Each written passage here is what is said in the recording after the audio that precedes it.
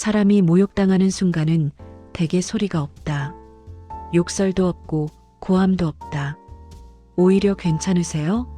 같은 말이 가장 잔인하게 들린다.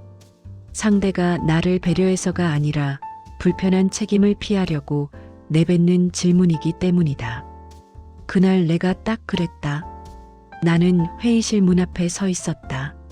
내 이름이 적힌 일정표엔 분명 핵심 참석자라고 표시돼 있었는데 문을 열고 들어간 순간 나는 단번에 깨달았다. 내 자리는 없었다. 회의실 안은 꽉 차 있었다. 대표, 임원 둘, 외부 컨설팅 업체 사람 둘, 그리고 기획팀 젊은 직원들이 둥글게 앉아 있었다. 그 사이 빈 의자는 하나도 없었고 의자 하나가 더 들어갈 자리도 애매했다. 정확히 말하면 자리는 있었다. 벽 쪽에 접이식 의자 몇 개가 스택트되어 있었다. 그런데 아무도 그걸 꺼낼 생각을 하지 않았다. 팀장이 나를 힐끗 보더니 웃으며 말했다. 아, 박 대리님. 오늘은 그냥 서서 들으시죠. 금방 끝날 거예요. 박 대리? 나는 박 대리가 아니다. 나는 이 회사에서 10년 넘게 일한 차장이었다. 하지만 팀장은 내 직급도 내 이름도 그 순간엔 중요하지 않은 것처럼 말하고 있었다. 내가 정정할 틈도 없이 그는 곧바로 발표자에게 시선을 돌려버렸다. 나는 입술을 깨물었다. 이게 뭐지? 내가 뭔가 잘못했나? 아니면 오늘 회의가 급하게 잡혀서 그런가? 하지만 그런 종류의 우연이라면 누군가는 말했다. 잠깐만요. 의자 하나 더 가져올게요. 혹은 누군가는 일어나 자리를 내줬을 것이다. 하지만 아무도 움직이지 않았다. 회의실 안은 너무 자연스럽게 의자 없는 사람을 받아들이고 있었다. 그게 더 이상했다. 아니, 이상한 게 아니라 익숙해 보였다. 마치 내가 여기 서 있는 것이 원래 계획이었던 것처럼. 나는 조용히 벽 쪽에 섰다. 손에 쥔 노트와 펜이 무겁게 느껴졌다. 회의는 곧 시작됐고 외부 컨설턴트가 슬라이드를 넘겼다. 이번 프로젝트는 고객 이탈 방지 캠페인으로 기존 운영 방식에서 전환이 필요합니다. 그 문장을 듣는 순간 내 등골이 서늘해졌다. 그건 내가 6개월 전부터 준비해온 기획서의 첫 문장이었다. 내가 만든 프레임, 내가 만든 용어, 내가 만든 구조. 그걸 지금 누군가가 우리의 인사이트처럼 말하고 있었다. 나는 컨설턴트에게서 시선을 옮겨 발표 자료를 바라봤다. 슬라이드 하단에 작은 글씨로 출처가 적혀 있었다. 기획팀 정리. 기획팀? 기획팀이라고 적혀 있었지만 사실상 그건 내 문서였다. 그런데 내 이름은 없었다. 발표자는 기획팀의 신입 대리였다. 그는 자신감 넘치는 목소리로 말했다. 저희가 최근 3년 데이터를 분석한 결과 고객 이탈의 핵심은 단순 가격이 아니라 관계의 단절입니다. 그 역시 내가 보고서에 썼던 문장이었다. 나는 그 대리의 얼굴을 바라봤다. 그는 내 시선을 마주치지 않았다. 모른 척하는 건지 아니면 진짜 모르는 건지. 그런데 어느 쪽이든 더 비참했다. 회의가 계속되는 동안 내 다리는 점점 뻐근해졌다. 2시간짜리 회의였고 중간 휴식도 없었다. 발표자는 계속 내 자료를 읽었다. 내가 만들었던 표와 그래프가 화면에 뜨고 임원들이 고개를 끄덕였다. 좋네요. 깔끔한데요. 이런 방식이면 비용 대비 효과가 확실하겠어. 그 칭찬들이 내게 오는 것 같았지만 동시에 내게 오지 않았다. 내가 만들었는데도 내 것이 아니었다. 대표가 나를 흘깃보며 말했다. 차장님 괜찮으시죠? 그 한마디에 회의실의 공기가 잠시 멈췄다. 사람들이 나를 쳐다봤다. 그 시선은 걱정이 아니었다. 혹시 불평하면 어쩌지? 혹시 분위기 깨면 어쩌지? 그런 계산이 섞인 시선이었다. 나는 안다. 이런 자리에서 다리가 아픈데요라고 말하는 순간 나는 예민한 사람이 된다. 분위기 못 맞추는 사람이 된다. 그리고 이 회사에서 예민한 사람은 오래 못 버틴다. 적어도 내 경험상 그랬다. 나는 웃었다. 입꼬리를 올리고 최대한 자연스럽게 말했다. 네, 괜찮습니다. 그 순간 회의실 전체가 안도했다. 마치 책임이 해결된 것처럼. 그게 끝이었다. 내 몸의 통증도, 내 마음의 모욕도 내가 괜찮다고 말한 순간부터 존재하지 않는 일이 되었다. 회의가 끝났을 때 사람들은 자리에서 일어나며 명함을 주고받았다. 컨설턴트가 대표에게 말했다. 이번 안은 정말 좋습니다. 내부에 똑똑한 분들이 계시네요. 대표는 웃으며 고개를 끄덕였다. 우리 기획팀이 요즘 열심히 합니다. 우리 기획팀. 그 말 속에 나는 없었다. 사람들이 하나둘 회의실을 빠져나가자 나는 마지막까지 남았다. 정리할 사람은 늘 나였으니까. 나는 의자들을 바라봤다. 모두가 앉아있던 의자, 나만 서 있던 회의.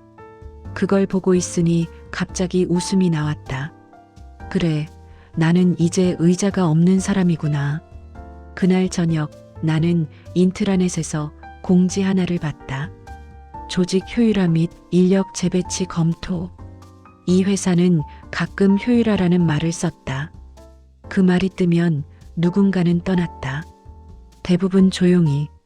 그리고 떠난 사람들에 대한 이야기는 금방 사라졌다. 마치 원래 없었던 사람들처럼. 나는 이상하게 마음이 차분했다. 긴장도 분노도 없었다. 어쩌면 이미 예감하고 있었는지도 모른다. 며칠 뒤 인사팀 호출이 왔다. 인사팀장은 서류를 넘기며 말했다. 차장님, 이번 조직 개편에서 자리가 조금 애매해졌어요. 애매해졌다는 말은 여러 번 들어본 말이다. 애매하다는 건 대체할 수 있다는 뜻이고, 대체할 수 있다는 건 내 가치가 숫자로 환산된다는 뜻이다. 그리고 숫자는 늘 냉정하다. 대체 가능 인력으로 분류된 것 같습니다. 그 한마디에 나는 확신했다. 회의실에 내 자리가 없었던 건 우연이 아니었다. 이미 결정이 끝난 뒤였다. 나는 이미 가격표가 붙은 사람이 되어 있었다. 나는 인사팀장을 바라보며 조용히 물었다. 제가 그동안 맡아온 프로젝트는요? 그는 눈을 피하며 대답했다. 다른 분들이 이어서 하면 됩니다. 다른 분들이. 내가 만든 것들은 내 것이 아니었고 내가 쌓아온 시간도 내 것이 아니었다. 나는 그 자리에서 따지지 않았다. 사람들이 기대하는 반응을 하지 않았다. 대신 조용히 돌아왔다. 그리고 그날부터 나는 움직였다. 하지만 소리나게 움직이지 않았다. 이 회사는 소리나는 사람을 싫어한다. 대신 나는 기록을 움직였다. 내 컴퓨터에는 내가 직접 만든 프로젝트 파일들이 있었다. 기획서, 보고서, 협력사 계약 검토 자료, 예산 집행 내역. 나는 그 중에서 이상한 것들을 골라내기 시작했다. 처음에는 작게 보였다. 계약서 한 줄의 문구, 입찰 과정에서 생략된 단계, 협력사 단가가 다른 회사보다 유독 높게 책정된 부분. 하지만 그런 작은 것들이 모이면 하나의 그림이 됐다. 외부 컨설팅 업체가 제안한 비용은 지나치게 높았다. 또한 그들이 제공한 분석의 상당 부분이 사실은 우리 내부 자료를 약간만 바꾼 수준이었다. 그럼에도 그 업체는 전략 수립 명목으로 거액을 청구하고 있었다. 문제는 그 과정에서 누군가가 이득을 볼 구조가 있다는 점이었다. 나는 숫자에 강했다. 그래서 더 잘 보였다. 이 회사가 효율화라는 이름으로 사람을 정리하는 동안 어떤 돈은 아주 비효율적으로 새고 있었다. 나는 그걸 한 장짜리 요약본으로 만들었다. 누구나 한눈에 보게끔. 그리고 대표에게 메일을 보냈다. 제목은 짧았다. 참고 자료 드립니다. 본문은 더 짧았다. 확인 부탁드립니다. 나는 그 메일이 폭탄이 될 줄 알았다. 하지만 폭탄은 크게 터지지 않는다. 대신 조용히 스며든다. 그리고 늦게 치명적이 된다. 이틀 뒤 회사는 술렁였다. 임원회의가 계속 열렸고 대표는 얼굴이 굳어 있었다. 컨설팅 업체와의 계약이 재검토된다는 소문이 돌았다. 그리고 그 중심에 내 자료가 있다는 이야기도. 그날 오후 대표실에서 호출이 왔다. 대표는 내게 의자를 권했다. 처음이었다. 이 회사에서 대표가 내게 의자를 권한 건 차장님. 그는 내 눈을 똑바로 보며 말했다. 이 자료 왜 진작 말 안 했습니까? 나는 잠시 숨을 고르고 대답했다. 말할 자리가 없었습니다. 대표의 얼굴이 굳었다. 그는 방금 그 말이 무엇을 의미하는지 이해했을 것이다. 회의실에서 의자가 없었던 순간, 발언권이 없었던 순간, 내가 무시당했던 순간들이 한 줄로 이어졌을 것이다. 대표는 잠시 침묵하다가 말했다. 이번 조직 개편 다시 보겠습니다. 그 말이 나를 살릴 거라 생각하는 사람이 많았을 것이다. 하지만 나는 그때 이미 결심했다. 나는 이 회사에서 의자를 원하지 않았다. 나는 이 회사가 사람을 대하는 기준이 바뀌지 않는 한 언젠가 다시 서게 될 걸 알고 있었다. 며칠 뒤부터 회의실에는 내 이름이 적힌 의자가 생겼다. 사람들은 갑자기 내 의견을 물었다. 차장님 생각은 어떠세요? 이 부분은 차장님이 전문가잖아요. 그들의 말이 역겨웠다. 왜냐하면 그건 존중이 아니라 위험 관리였기 때문이다. 내가 가진 자료를 두려워해서 내가 할 수 있는 말을 막기 위해 나를 관리하는 태도였다. 나는 조용히 사직서를 준비했다. 팀장은 당황했다. 지금 나가면 손해예요. 차장님, 이제 대표도 차장님을 인정하잖아요. 그 말이 웃겼다. 인정? 인정은 필요해서 하는 게 아니다. 존중은 기본이어야 한다. 나는 팀장에게 말했다. 제가 서 있던 날을 잊지 못해서요. 팀장은 무슨 말인지 못 알아들었다. 알아듣지 못한다는 사실이 내 결정이 옳다는 증거였다. 퇴사 면담 날 대표는 내게 물었다. 원하는 조건 말해봐요. 맞춰줄게요. 나는 고개를 저었다. 대표님, 조건의 문제가 아닙니다. 그럼 뭐가 문제죠?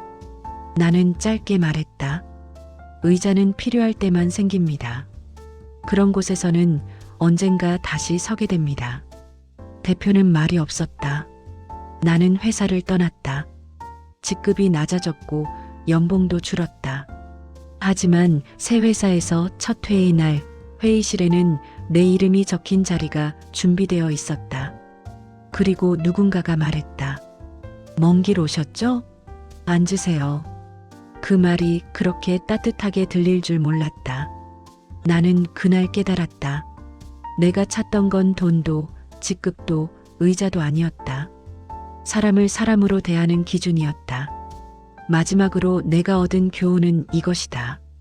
사람은 괜찮다는 말 한마디로 스스로를 지울 수도 있고 반대로 침묵으로 세상을 흔들 수도 있다.